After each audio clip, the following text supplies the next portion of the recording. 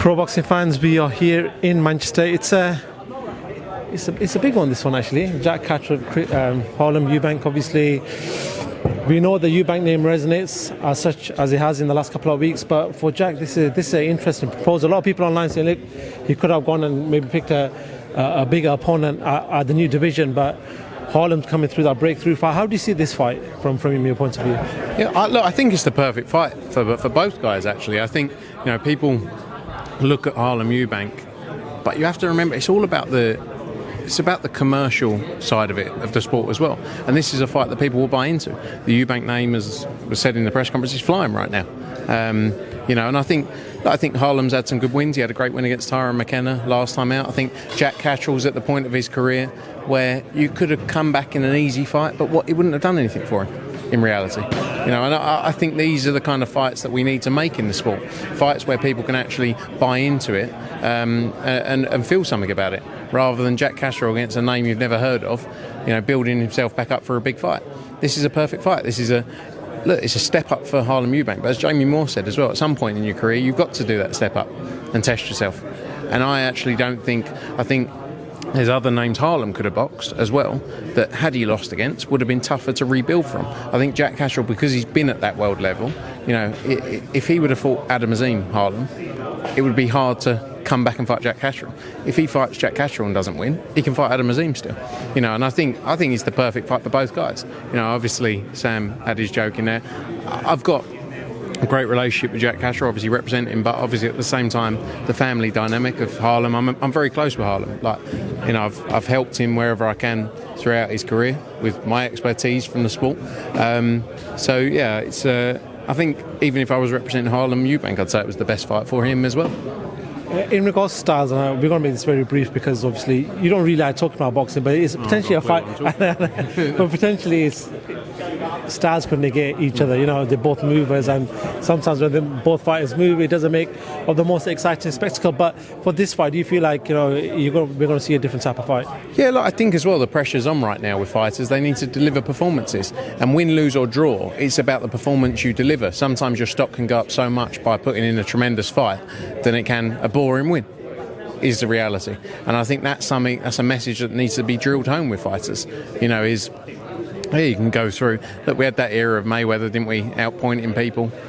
But now you need to deliver entertainment. The reality is, fans want brutality. That's what they tune in for. Like that, the casual fan, outside of the hardcore boxing fans, they want brutality. And that's what Eubank Ben did so well. It was 12 rounds of absolute war. And that's what people expect. That's what people tune in for. So I think the pressure's on the fighters now to deliver that in these fights. Because people are going to be watching. People are going to be tuned in. Just going off what you're saying, actually, Devin Haney's last performance got, online, it was... his performance was slated by a lot of fans in regards to how negative he was in regards to not throwing punches. So, valid point that we see it day in, day out. Looks like boxing is evolving with social media, especially when there's a lot of pressure on fighters. Anyway, in regards to the undercard, you said there's a big fight possibly being announced later on this week. Are you going to be able to give us any clues in regards to that? No, not yet. Working on the options now. We've got a few options for that supporting act, but a great undercard as well. Obviously Michael Gomez against Akeefe has a real grudge match fight between those two. You got Pat Brown back out, someone we're very excited about, huge ticket seller, big punching, entertaining always. Leo Atang makes his professional debut as well. William Croller, who's been on a tremendous run of fights, looking to take over from where his brother left off with these big nights in Manchester. Alfie Middlemiss as well. So excited about the night. Leo Atang didn't go into too much detail, but obviously his debut as well. Heavyweight, we're excited about the journey to start with. He's got all of the attributes needed to become a star in this sport, and we truly believe he will. I spoke to him on Friday. I was at the GBM show and I met him. I did an interview with him and I said, listen, there's no pressure, but Eddie Hearn's calling you the next Anthony Joshua. Is that what you see him as potentially that sort of commercial value as well as the fighter that he is? He's got the potential to go all the way if he puts the work in. Heavyweight boxing is unlike anything else, is it? It's and that's why we need to take it slow. He's in a different place to Anthony Joshua. He's 18 years old, obviously, but we see the trajectory he can go on. When he came into our office and we were speaking about signing him, he said, I watched Anthony Joshua win the gold medal And what would he have been? He would have been 6 years old. And then he watched Anthony Joshua against Klitschko, I think the fight was, that really sort of set him off in boxing. And, you know, we've been on that journey. We've been on that journey where you take someone from day one all the way through. And just it's exciting to be on a journey with someone who believes in themselves and will give it all. You saw him up here comfortable talking at just 18 years old, you know. He's going to grow in confidence over time. So, yeah, it's just nice to be on a journey like that. And like I say, we've done it. We've been there. And, you know, we believe we can replicate to the highest of levels. Replicating what Anthony Joshua did it's very hard because, look, Frank, you see a lot of heavyweights come through. I'm not going to name anyone because you don't want to put anyone under the spotlight, but Anthony Joshua, you remember him on the early days, he was raw, but he was knocking people's heads off. That's the honest truth. He needs to do that. But that's like with all these guys, like Pat Brown. When Pat Brown came into our office to talk about signing with us, he said, I just want to tear up.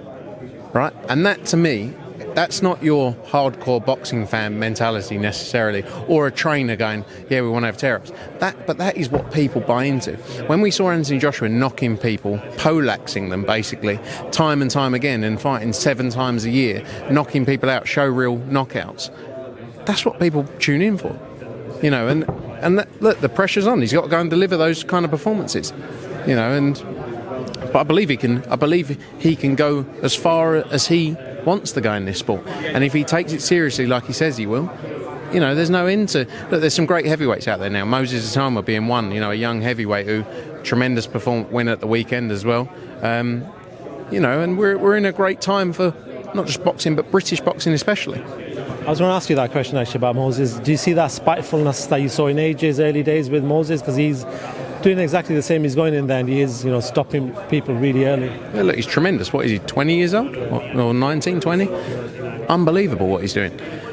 You know, but he's got a great team around him, obviously, and he's got to take the right steps because heavyweight boxing, as we know, is unlike anything else.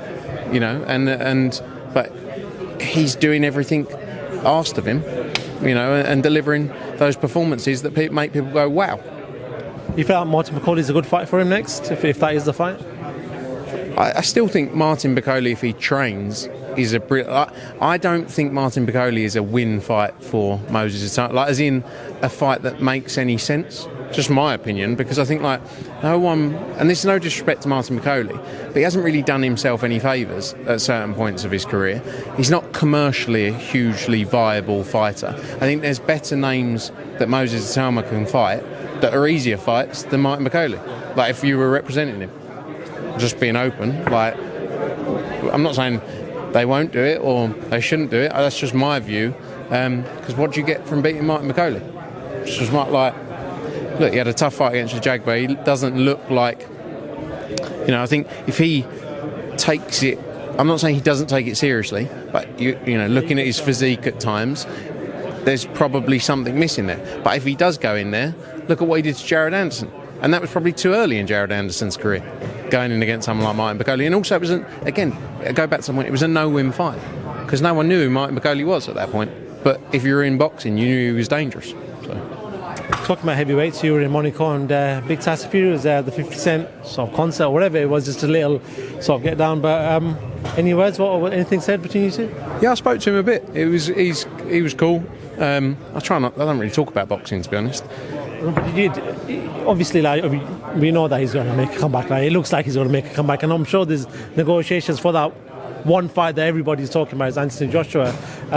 Was there anything done in regards to that? Were you guys just chatting about stuff like that? No, I wasn't there talking. We were actually at a birthday party, one of my friend's birthday parties, and the F1 was on, obviously. I was there, Derek Chisora as well. We weren't really talking about boxing, to be honest, but he will decide. Look, he's the only man who can decide what he wants to do. He's retired 3 times before, hasn't he, or 4 times, and come back. So anything's possible. But we've done so much talking about fights in the past. All we can do is focus on Anthony Joshua's career, you know, and that's what we got to do. And if Tyson Fury comes back, it's a fight everyone wants to see. We know that. It's the biggest fight in British boxing, one of the biggest fights in the world. So I'm hopeful it does happen. How is AJ? Have you spoken to him recently? He's good. I saw him last in Saudi a few weeks back. at the Canelo fight. He's good. Obviously, he was, as he said in his interviews, he had a minor surgery, and the focus will be getting back in the gym as soon as he can, and then we'll make a plan of where we go, timing wise, and fights. Realistically, it's only going to be the one time, and it's probably going to be the last quarter of the year. Is that what we're looking at, right? I think so. Around that sort of time frame. We got to see what fights are there. As we've all said, the Tyson Fury fight is huge. It's the fight everyone wants to see. So let's see. Is he at a point in his career where he's just going to have to be big fights that sort of get him out into the gym, or is he laser focused for everything? When he spoke to me, he was just in a good mood. You could tell that he still wants to box, but maybe it's the bigger names and just the big events and possibly. Did you get that feeling? I think when you've done what he's done in the sport, you have to be motivated by fights that get you up. And the reality is as well, regardless of what kind of level fights you're in, you got to put all that work into a training camp. People see one night, but these fighters put so much effort and work into training camps, and it's grueling on your body. The sparring, the training, and as you get older, it becomes harder and harder. So, for me, at the stage he's at, yes, the biggest fights possible. That's all that makes sense to me. But he'll be the one who decides that. Obviously, the key is being 100% fit, going into the fight 100%. There was a lot of talk before about the Dubois rematch originally, but he wasn't 100% fit, so he wasn't going to go and do that. And the decision he makes now is the most important decision he'll make in his career. And just a final one. I saw Dimitri Bivol sort of on social media just having a bit of a shake-out, doing a bit of shadow boxing. What's the latest with him? From what we know, obviously, it's going to be that third fight with Otabetsbiev. Can you give us any details on that right now? He wants the biggest fights in the sport. I think that is the most likely fight right now. Obviously, a Canelo rematch down the line as well is a huge fight. But yeah, I think the Beterbiev fight is most likely for the latter part of the year. He's taken some time away. He had a grueling period. Obviously, he boxed June, October and February, and two of those fights being the wars against Artur Beterbiev, so 3 fights in an 8-month period. So he needed a bit of time out the ring, and now he'll be focused to get back in Q4 of this year, and I think the Beterbiev fight is most likely, but no news just yet. Actually, just final, Conor Ben and Chris Eubank Jr., is there any talks going on right now in regards to that rematch? Not yet. I mean, the rematch is contracted. We're waiting for the Tottenham fixtures, which are mid-June, I think, come out. As obviously His Excellency said in the ring, post the first fight, they want to do the second fight back there. It was a massive night, and the rematch will be no different. Are you getting sort of, words that Chris wants to take on this rematch? Because is he obligated to take on this rematch? Is somewhere in the contract where if there's an option to take it, then he takes that fight? Look, it's a contractual point. It was a 2-fight deal for both fighters. It was always quite open about that. That it was a rematch in there. I've heard no different. If he doesn't take it, what happens? Is it a fine? What goes on? Because obviously people that don't know what happens in that instance. Look, there's a contract in place for the fight. So, that's the next fight for both guys to take place this year. I don't like to talk about if what's, because, we're in a sport where so much goes on that it's easier just to focus on what's ahead. Frank, just quickly picking this up, I do want to ask you one final question, actually. There's rumours coming out that Turki Al Sheikh is going to be signing Anthony Joshua up on a 3-fight deal. The first two are the Tyson Fury fight. The last one is a possible Jared Anderson and Dillian White fight. Any response? What's the latest with that? What is going on with that? I'm saying nothing. You got the wrong man. Look, we all know AJ's been on a great run of fights, a lot of fights obviously with Turki Al Sheikh and Riyadh season, but nothing just yet. Obviously he had his surgery recently. The focus is getting back in the gym, getting back fit, and as soon as he's got that and we got a time frame, we can make a plan of what's next. There's a lot of big fights out there for Anthony Joshua. The heavyweight division is thriving, but yeah, nothing from me, mate. I'm the wrong one. You got the B team who doesn't leak anything. Fair enough. All right, Frank. But he did have that meeting in Turkey. We were in the arena and you went upstairs to Turkey. So there has been words being said. Yeah, of course. Yeah, look, of course. Like I said, he's got a great relationship with Turki Al Sheikh, and there's big fights to be made. What His Excellency's done for the sport is huge, as we know, and those fights are there. But no more than that, I guess. Like you say, you had the meeting. It's great times. Great times to be alive. Thanks, Smith. I'm not getting in trouble.